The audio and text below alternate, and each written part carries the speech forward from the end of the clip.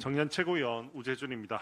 더불어민주당 의원 시절 통일교 측으로부터 한일 해저터널 사업 관련 청탁과 함께 까르띠에 불가리 시계 2점과 현금 4천만 원을 받았다는 의혹이 있는 전재수 해양수산부 장관이 사의를 표명했습니다. 국민의힘에는 뚜렷한 증거도 없이 구속영장을 남발하던 특검팀이 정작 더불어민주당 인사의 통일교 금품 수수 진술에는 넉 달이 지나도록 수사 한 번 제대로 진행하지 않았습니다. 말 그대로 손으로 하늘을 가리려는 태도입니다. 여론이 악화되자 뒤늦게 특검법상 수사 대상이 아니다라며 사건을 경찰에 떠넘기고 있으나 이는 명백한 특검팀의 편파 수사이며 더 나아가 직무유기라 하지 않을 수 없습니다. 더불어민주당이 그렇게 당당하다면 그들 역시 특검을 받아보면 될 일입니다. 즉각 국민의힘이 추천하는 특검을 진행합시다. 지난 일요일 이재명 정부는 6개월 성과를 발표하며 고용에 대해서는 단 한마디도 하지 않았습니다.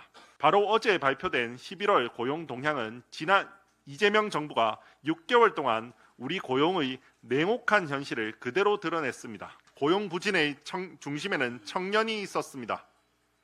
청년층 고용률은 전년 대비 1.2%포인트 떨어진 43.3%로 19개월 연속 하락했습니다. 30대 쉬었음 인구도 31만 명을 넘어서며 연일 역대 최대 기록을 갈아치우고 있습니다. 이는 단순한 경기 요인이 아니라 청년 세대의 미래 기반이 붕괴되고 있다는 경고음입니다. 돌이켜보면 어느 정부든 청년 고용 위기에는 필사적으로 대응을 해왔습니다. 글로벌 금융 위기 당시 이명박 정부는 2008년 글로벌 청년 리더 양성 계획을 시작으로 매년 청년 고용 대책을 내놓으며 일자리 창출에 총력을 기울였고, 박근혜 정부는 노동시장 구조 개혁과 단계별 청년 고용 대책을 통해 굳어버린 일자리 구조 개선에 나섰습니다.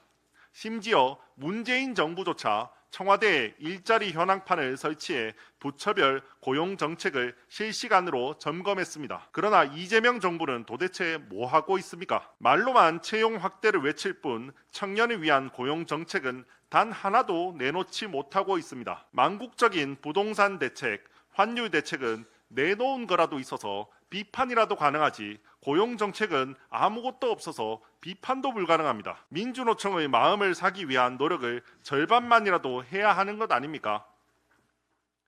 아니, 부동산은 대책이 없다고 하면 고용에 대해선 뭔가 말이라도 해야 하는 것 아닙니까? 청년들이 무너져가는 지금 정부는 책임 있는 대응을 해야 합니다. 마지막으로 어제 존경하는 인요한 의원께서 의원직 사퇴를 선언하셨습니다.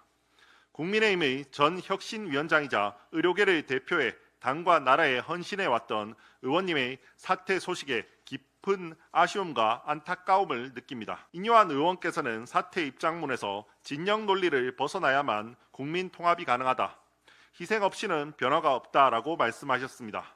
저는 인요한 의원의 대한민국과 우리 당을 위해 걸어오신 길을 진심으로 존경합니다. 앞으로의 행보 역시 진심으로 응원하며 저 역시 그 정신을 이어받아 국민 통합과 변화, 혁신을 위해 행동하는 정치를 실천해 나가겠습니다. 이상입니다.